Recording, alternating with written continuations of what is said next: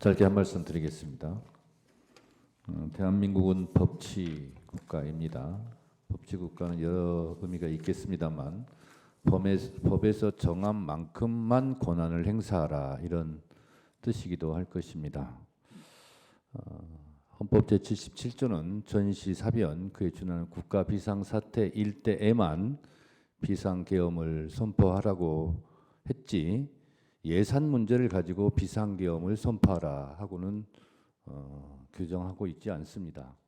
따라서 오늘 예산 부분에 대해서 많은 부분이 오고 갔는데 그것이 비상계엄을 선포할 조건에는 해당되지 않는다는 점을 분명히 말씀드리고 헌법에 입법권은 국회에 속한다 이렇게 되어 있습니다. 물론 행정권은 정부에 속해 있습니다. 예산 편성권은 정부에 속해 있고 국회는 그 편성된 예산에 대한 심의 의결권을 가지고 있습니다. 정부 입장에서 국회에서 심의 의결하는 예산이 마음에 안 들 수 있습니다. 그런데 마음에 안 드는 예산이 책정, 결정, 의결되었다고 하여 그때마다 불만을 품고 비상계엄을 선포해야 한다면 아마 매년 비상계엄을 선포해야 될지도 모르겠습니다. 그래서 오늘 예산이 사실 탄핵심판의 쟁점이 아님에도 불구하고 쭉 들어본 결과 청구인으로서 그런 생각이 좀 들었다는 말씀을 드립니다.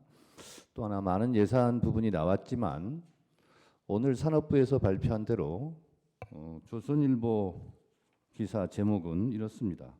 멀어진 산유국의 꿈, 대왕고래 주가 무더기 하한가 추락. 동아일보 대왕고래 석유가스 매장량 경제성 없다고 판단. 대통령께서 사실 담화하실 때도 이 대왕고래 프로젝트에 대해서 말씀하셨기 때문에 오늘 이런 기사를 제가 말씀을 드립니다.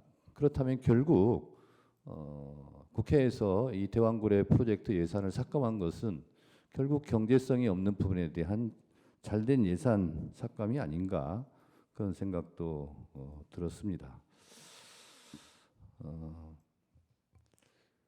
또한 특활비 얘기만 특별히 한 말씀 더 드리면 제가 속해 있는 국회 법사위에서 했습니다만 저희가 수없이 증빙 자료를 제출하면 증빙된 만큼 예산을 책정해 주겠다고 수없이 말했습니다만 국회에서 심사를 해봤을 때 특수활동비는 특수하게 쓰여지는 활동비일 텐데 예를 들면 왜 명절 전날 특수활동비가 이렇게 많이 쓰여지는가? 명절에는 오히려 특수활동비가 들지 않을 텐데 수사를 하지 않으니까 그런 의심들이 들었음에도 불구하고 증빙 자료를 제출하라고 했는데 실제로 제출하지 않았습니다. 그래서 삭감을 하게 되었다는 말씀을 드립니다.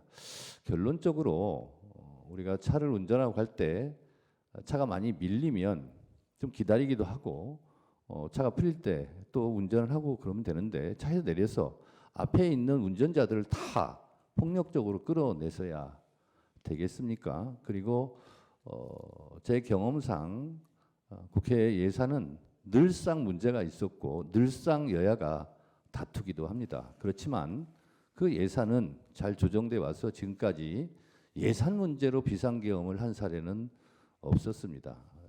예산 문제 예비비도 실제로 국가 예산 600조가 넘는 예산 중에서 1%에도 해당되지 않습니다.